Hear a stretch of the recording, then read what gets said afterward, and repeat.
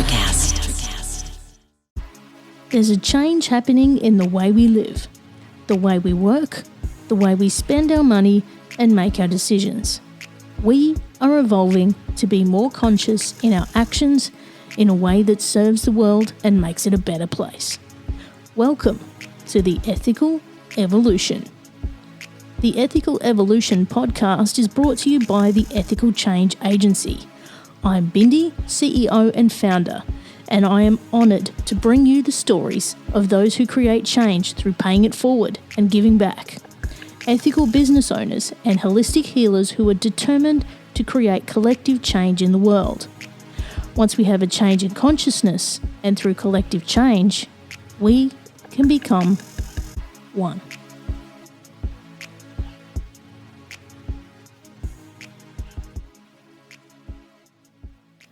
My next guest is the breath of fresh air and flash of colour and inspiration we all need in our lives right now. We met just over a year ago through another podcast and have remained friends since. Lucy Bloom is a change maker, exceptional communicator and business fixer. She started out in advertising before she stepped into the role of CEO of a new women's health organisation. In less than 3 years, she created and led a small team to raise $7 million for a network of hospitals in Ethiopia. She then went on to transform a network of schools and health centres in Southeast Asia as the organisation's first CEO. She now consults as a strategy machine and governance gun for startups, not-for-profits and big business. You'll find Lucy challenging and entertaining in equal measure. She's a rule breaker, idea maker and momentum creator, inspiring with her storytelling and humour, always with an unforgettable message. Welcome, Lucy, to the Ethical Evolution. Thanks for having me.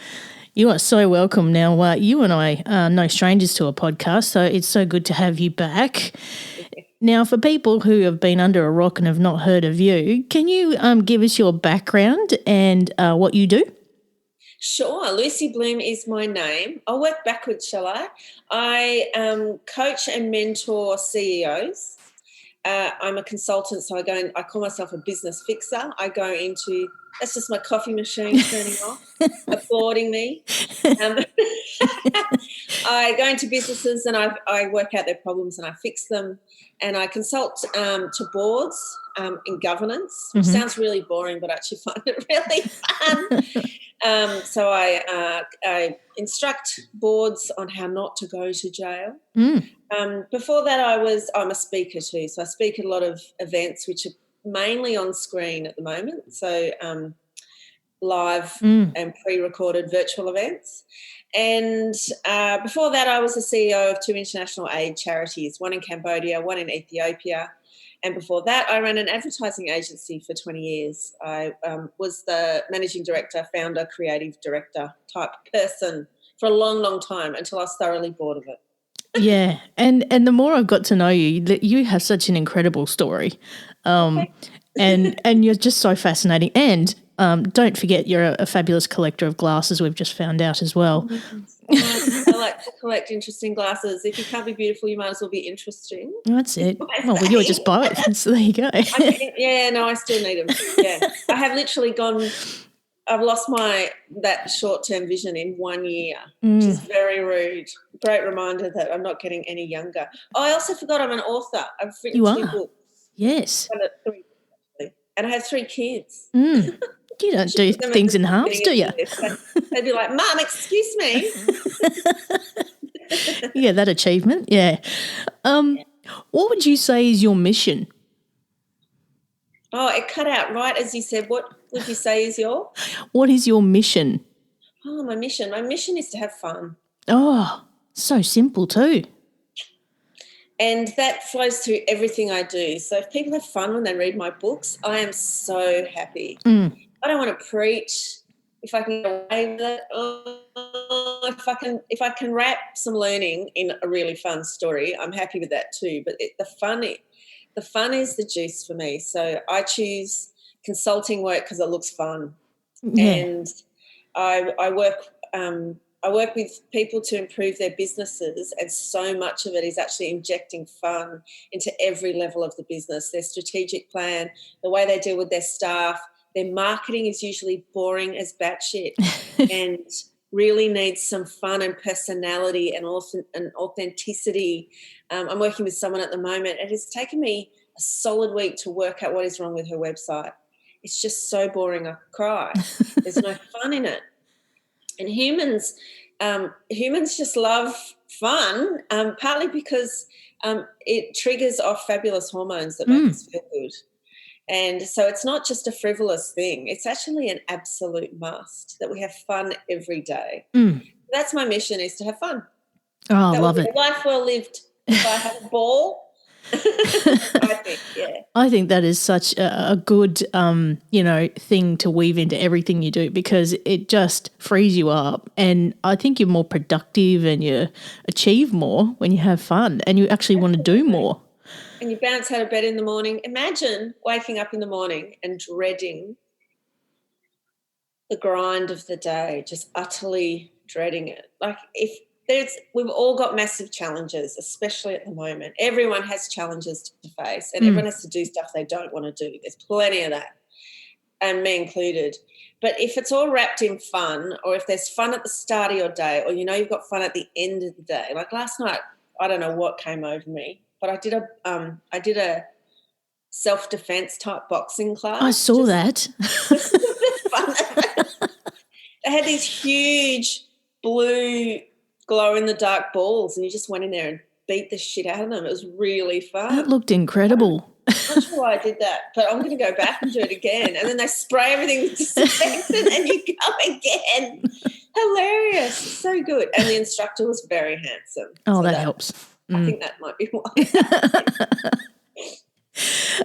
Now, if we go back to your days where you were working in charities and fundraising, can you give us a bit of a background on what you did there? I know you did incredible work and raised a lot of money.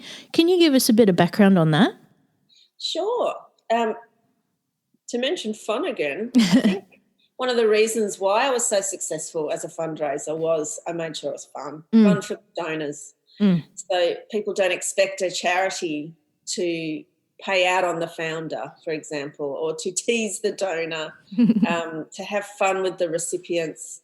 That just made complete sense to me. But my first role in a not-for-profit was as the CEO of a charity that I founded along with the founder in Ethiopia. So she was a pretty legendary lady, Dr. Catherine Hamlin.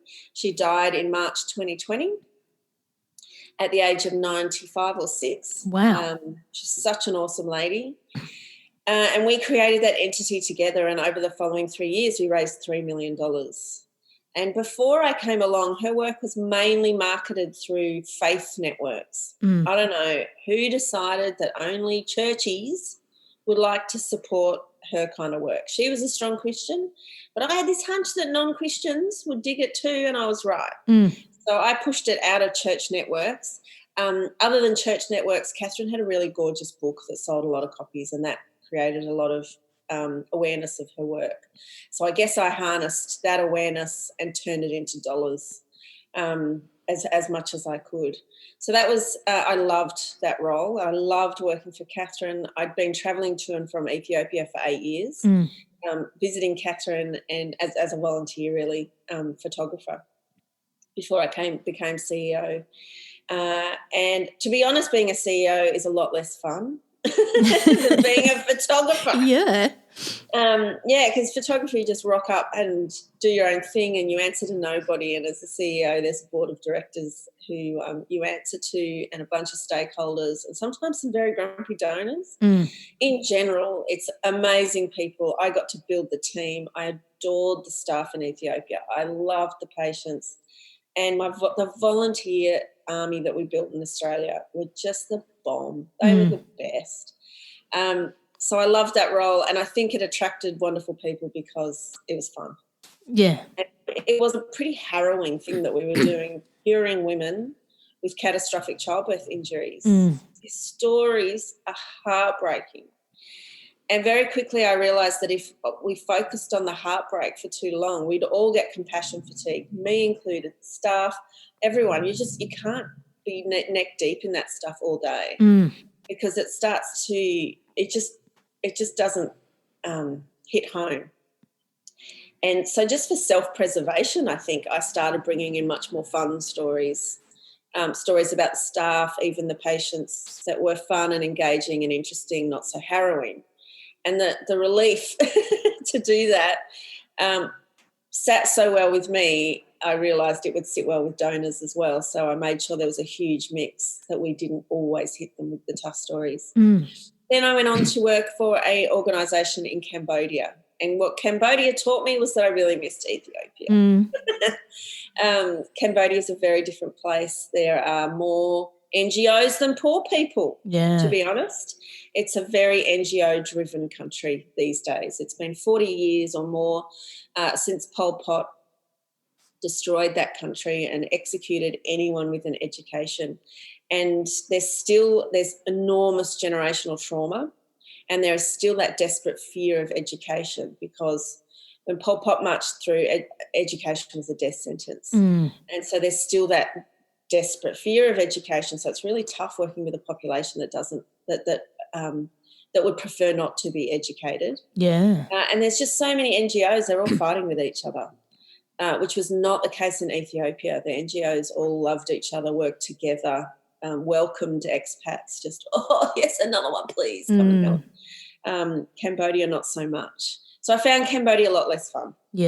So I only stuck around for 13 months, which is about, I don't know, 11 too long for me on that role. It was really tough. Wow. And your books. So, speaking of childbirth, you have 2 books out now, don't you? 3, actually. 3. My God, I missed one, yes. Well, the third one is a collection of birth stories by men. And that one's called From Lads to Dads. And that one I keep, because it's only in ebook format, every time I interview another epic dad, I add it to the ebook. Oh, that's good. And so it just keeps getting bigger. Which is very cool. And it gives me an opportunity, if I meet someone and go, hey, can I interview you for my book? Whack them in. It's like the ever-growing childbirth book, which is great. But my first book was Cheers to Childbirth, which is a dad's guide to childbirth support. I noticed that there was this big gap, that we were telling women and men how to prepare for childbirth, but we were expecting men to understand and to get it all in women language. So we're really talking to the women, hoping the dude would listen, and that's not how you communicate. You don't communicate with a child or communicate with an adult hoping the child will listen, or, communicate with married women hoping that retired women will listen. Like, you just there's no other place in communication that you would hope another sector would just listen in and get it. So I initially created childbirth workshops in the pub, which were a huge success, and they're still going strong. Actually sold that business to one of my best presenters. And then I wrote the book, Cheers to Childbirth, and that book, people keep having babies, so that book keeps selling. And now during COVID-19, hospitals are limiting women to only one support partner in hospital. So in general, that is going to be the dad. So mums and sisters, doulas, or childbirth support partners have all got the boot from hospital births. And so suddenly, no pressure, the dads really do have to know what they're talking about. So that book keeps going strong. And then there is my memoir, which is called Get the Girls Out. And that was published a year ago. That is memoirs.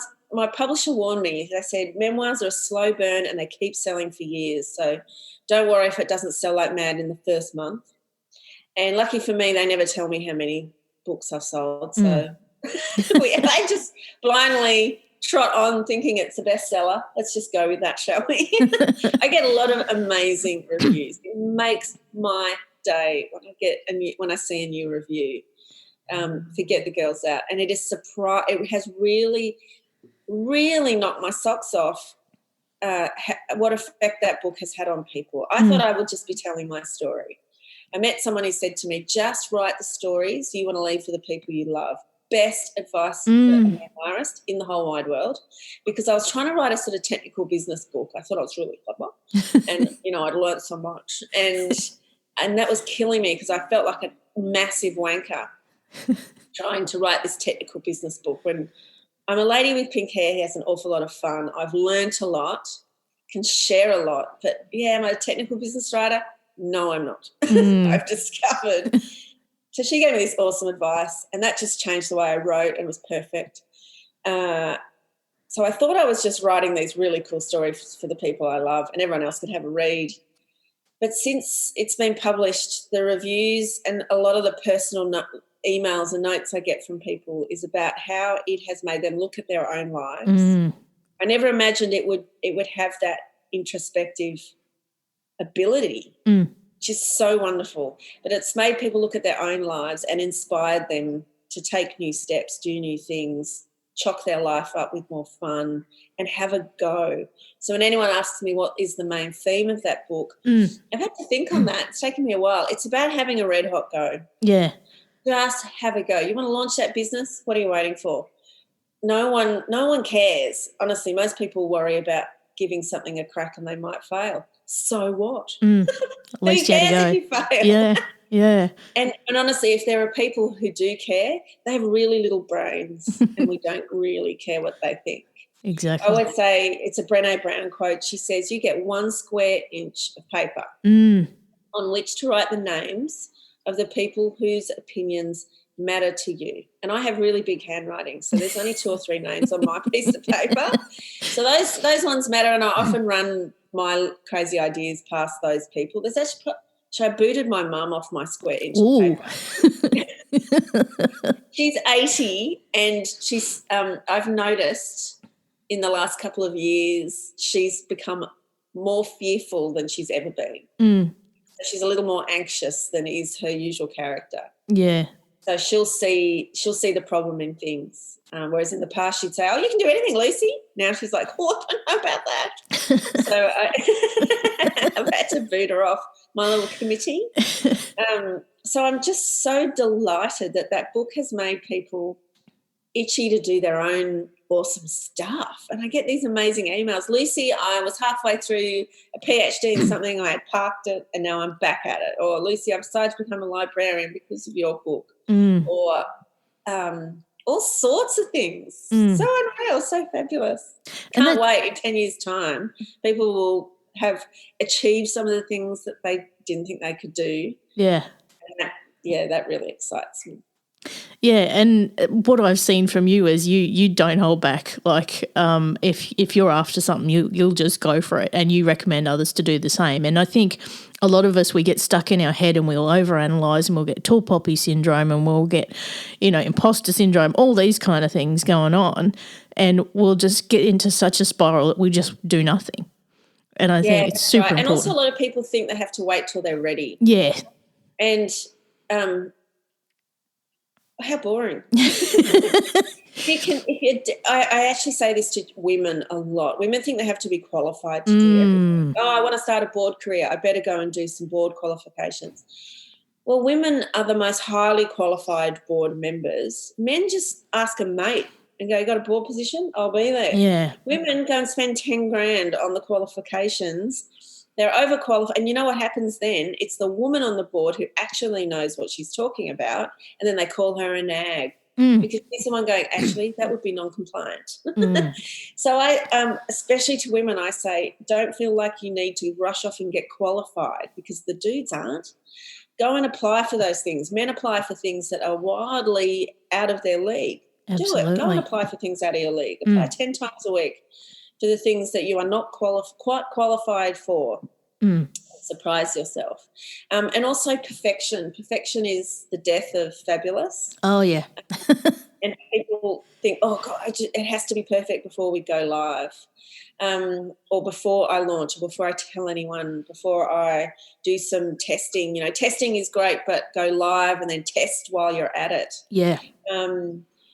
Because it's the doing and the launching and the seeing things that come to life and the feedback you'll get that actually breathes life into these things. If you wait, they will never, ever happen. They'll just be ideas in your head or gorgeous websites that are on staging sites, not actually live, getting traffic and feedback.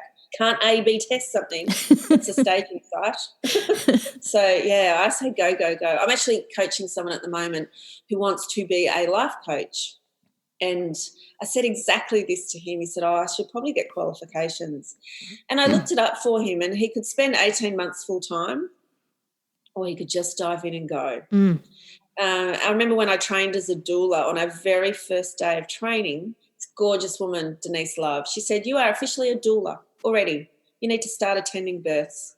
You already know an enormous amount about holding the space for a woman, and you just hold the space, and I'm your coach. I will be there if you need me, and go start attending births. And 2 weeks later, I was at a birth going, I'm a doula. and I did know how to just be with a woman. It just took someone to tell me, you know how to do this. And I've said the same thing to this guy. You know what to do. If you are wondering, oh, God, what do I say next? Just make like you're talking to a cousin. And you would listen, you would reassure them, and you'd help them make a plan. And that's what coaches do. So go, go, go. And he's got his first client, or he could wait 18 months and be qualified to get his first client. So, yeah, go, go, go. Yeah. Have a red hot go. That's it. And, I mean, you know, like even me with my business, when I started, I had one vision and one purpose, and the more I got into it, the more it grew into something bigger than me. And I just went, yeah, that was meant to happen. And it literally happened overnight. I didn't wait. I just went for it. And look at where we are. Too. Some people look at the huge task ahead and it frightens them. Yeah. I always recommend a little app. What's it called? Microsoft To Do. It's the simplest to-do list app, and it makes this gorgeous ka-ching sound when you tick something off, which gives you a dopamine high. And I always say, just if something looks huge, just chop it up into a million little pieces, and just, or even 365 pieces, and just do one little piece per day, and you will get there. Just chop it down a little bit, you'll get there. Absolutely. I have this saying, you know, for a lot of my staff, I say eat the frog, you know, actually, you know, do the things you don't want to do, eat the frog, and then move on. Your day will get easier. Or when people are overwhelmed, I'll say, how does an elephant eat a fridge? One bite at a time. So that's what you got to do. And hang on, does eat the frog mean do the hardest thing first? Yeah. Is that what that's about? Yeah, I do that. I do what makes me cringe a bit, makes me go, do that first. And then what I reward myself too. I respond well to reward. And so I do things and I don't have my first coffee of the day. Oh, actually, it's my second coffee. I don't have my second coffee of the day until I've done whatever's the hardest thing on my list to do. Oh, that's a good reward.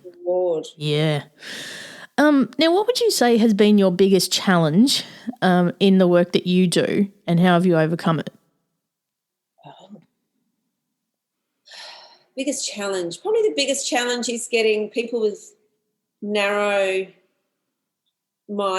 approaches to let go and let me do it.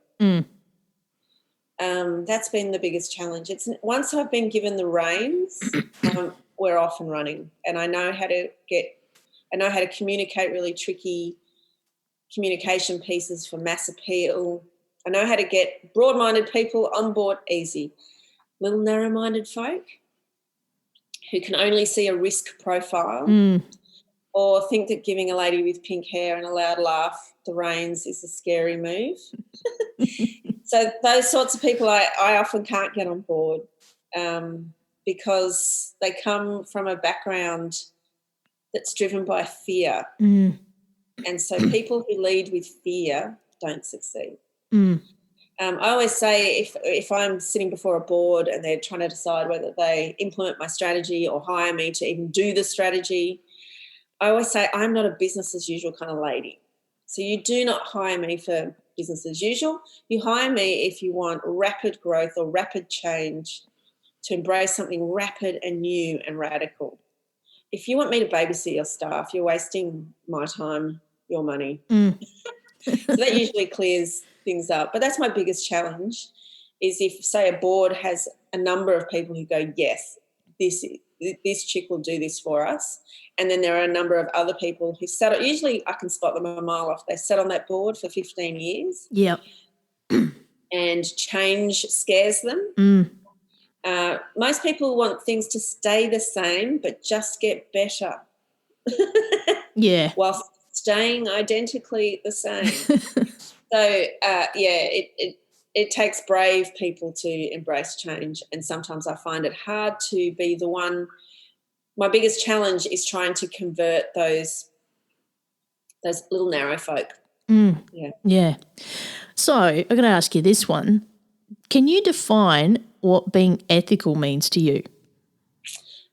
Being ethical to me is knowing deep down in your heart what is right and doing it.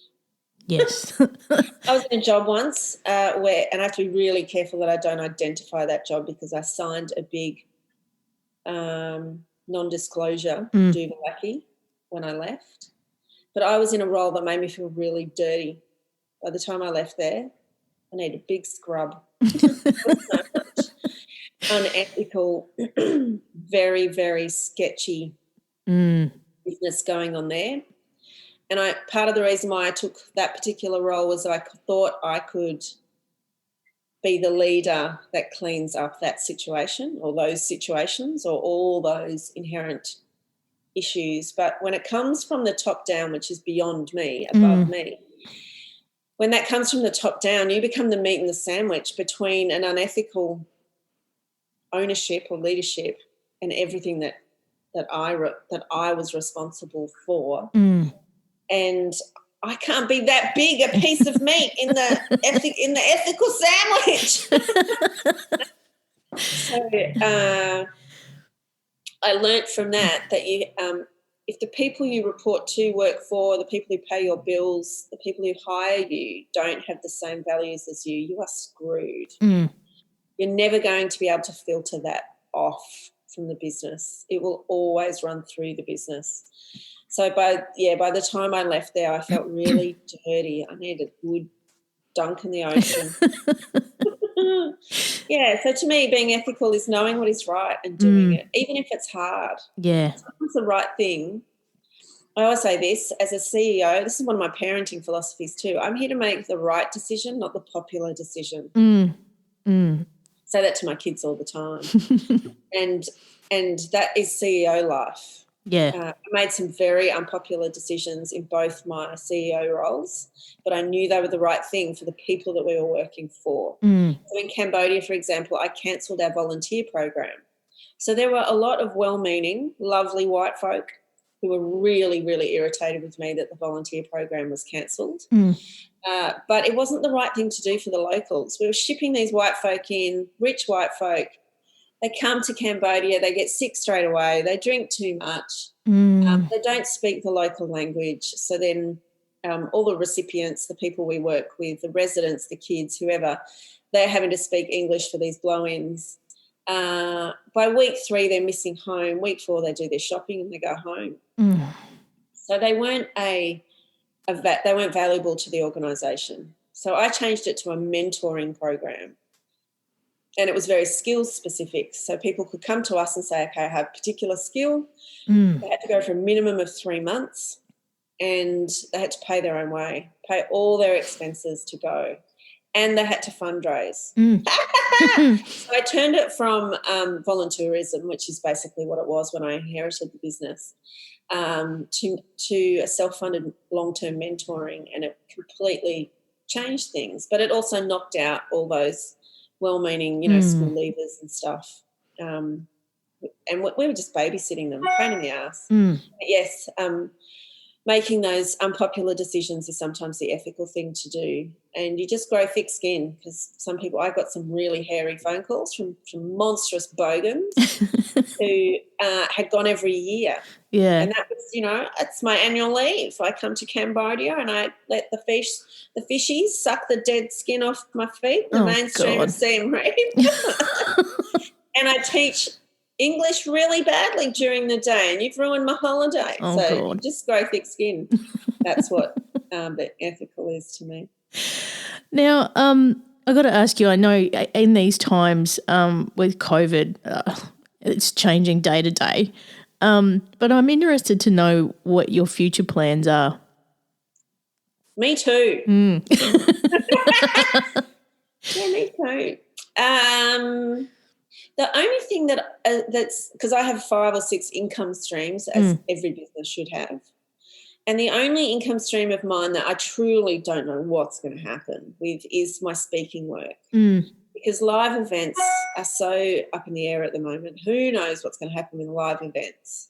Some of them have turned virtual, but certainly not all. And what my biggest concern is that live events have a certain electricity that you can't replicate online. And Absolutely. That electricity comes from the networking, not from me as the speaker. Yeah. It comes from those people who are away from their teams and their other distractions, away from their kids, co-workers, all that stuff. The only distraction they have is their phone, which they sometimes get dragged into work issues. But my job as a speaker is to have them so enthralled that they forget they have phones. So that networking, the people they meet, I'm still in touch with people I met at conferences 5, 6, 10 years ago because you met them face to face and you went through the same thing together. There's this sense of going through this thing together. Yeah. That online events cannot replicate. So I'm not sure what's going to happen with live events. It may just mean that we're all a bit more hygienic. It should be wonderful. If I never shake another person's hand again, I'm cool with that. I don't mind that at all. Someone tried to shake my hand last night and I went, no thanks. But the other parts of what I do, so coaching will be alive and well and continue. I'm sure I will write more books. I know that reading and book sales have taken off in 2020. Oh, yeah. Because people are like, plenty of time, time to kill, and all I'm seeing in my feed are people with their stacks of books they have to read. I always look to see if my book's in there. One of my other income sources, my books, my coaching, my speaking, consulting. I mean, certainly businesses are pulling in their expenses and looking at ways that they can streamline, and I've consulted often to businesses that are looking after remote teams because I've done that a lot where I've managed a team all over the world. And the streamlining is second nature to me for that kind of team management. So there's a new need for that kind of thing. So everything's going digital and that's something that I'm good at, so I can share that knowledge. So, yeah, the only thing I'm unsure about really is speaking, and I miss it because as a speaker we do it. If a speaker tells you anything else, they are lying. Speakers do it for the endorphin rush that we get. Yeah. Go on stage and that warm feedback that you get from an audience, there's actually nothing like it. Yeah. It feels so good and it actually buzzes you for a couple of days. Yeah. Whereas when I speak online, I put just as much energy, animation, laugh at my own jokes, but I'm staring at a little green dot. Yeah. And I get nothing back, no sound, nothing. And I find it really exhausting. So when I give a 1-hour presentation and I've thrown everything into it, I crawl into bed at 8 o'clock at night and sleep for 12 hours. Yeah. Because it's all output and no input, no sizzle. Yeah. So I love it and I still do it. It's just less, I really miss the buzz. We all do. I totally understand that because I've done a bit of it myself. So I totally understand getting that energy back is so meaningful in what you deliver. So hopefully we get back to that again soon. Now, if people want to find out more about you, Lucy Bloom, where can they go? Well, I'm frighteningly easy to find. Honestly, if you just Google Lucy Bloom, there appears to be only one. Funnily enough, when I changed my surname, it's a funny story, when I changed my surname because I had my father's name for the first 21 years, man gave me his name, then I was an idiot and I took my husband's name. What was I thinking? I got married when I was 21, so I took a man's name for 21 years, and then when we split, I thought, I'm going to pick a new name. Did I know you then when I chose my new name? No, I don't think you did. Oh, because I got the internet to vote on my surname. Oh, right. So, and the internet chose Bloom, and I love Bloom. And so I'm just going to bloom for the rest of my life. I really love Lucy Bloom. But one of the names I was seriously considering was Wild, Lucy Wild. Ooh. I really like that. But if you Google Lucy Wild, it's a porn star with the hugest boobs you've ever seen. And I think it's really important when you choose a business name, a person name, any name, Google it first. Do your who research. You're competing with in the search engine optimization. There's no way I was going to beat her in the SEO ranks because she has some serious rack. So and the internet decided for me anyway, so Bloom it is. Google Lucy Bloom and you will find me easily. But my website is thelucybloom.com. Indeed. And there's links to everything there that you'll find, my podcast, my books, consulting, all that stuff's there. And follow me on Instagram because, damn, that's a difficult platform to grow. And last time we did a podcast, we were talking about your Instagram, and the most popular photos are your hair. People just love your hair. Hair just goes off. And so when you scroll through my Instagram, it's like every 10th picture or maybe every 6th picture is just me and my head. People just love it. Funny, hey? They are great photos. They're very eye-catching too, so it's no surprise. Now, I got the big question for you, Luce. You ready? Well, I thought we'd had some big ones, but, not done yet. What's the change you'd like to see in the world and how can we bring it to life? More fun. Yeah. And stop being so serious. It's that simple. Stop being so serious. Stop taking yourself so seriously. So many people take themselves so painfully seriously. I was married to one of those. It's such a drag. People who take themselves seriously get offended easily, which is just the most monstrous waste of energy. Don't take things so seriously and you'll have so much more fun. And if things are more fun and more lighthearted, we'll actually have more bandwidth and energy for the really important things, the important things that we need to focus on, like women's health, because we'll have less time spent being all hurty about what someone said on the internet and more time to deal with women's health and domestic violence and the really serious stuff that affects our communities. So more fun, and all you need to do to have more fun is stop being so serious. That is the best answer so far, I reckon, to that question. If I took myself seriously, would I be wearing these ridiculous glasses? Funny, aren't they? They're enormous. I wear them to board meetings and it makes everyone just shut up and listen. They must just look at you and listen. Look, I'll go, oh, hi, nice to meet you. Should we begin? Oh, I love it. That's funny. Thank you so much, Lucy, for being a part of the Ethical Evolution. You are most welcome. Thank you for having me. Thanks for listening to the Ethical Evolution podcast.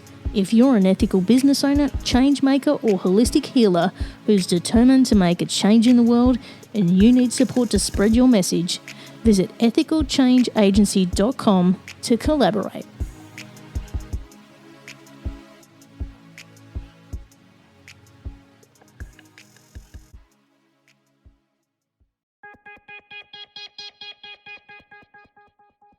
Step inside the marketing mirror to uncover marketing secrets, discover gems, tactics, lessons, and campaigns you can use, next gen or fundamentals.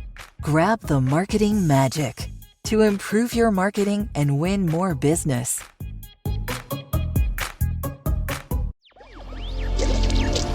Electricast.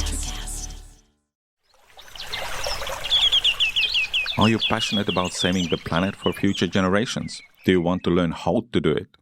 If yes, then you need to tune in to the Nature Backed podcast.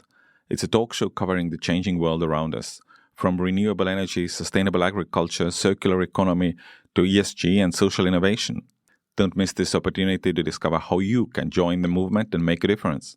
Subscribe to the Nature Backed podcast today on your favorite platform and get ready to be amazed. Electricast.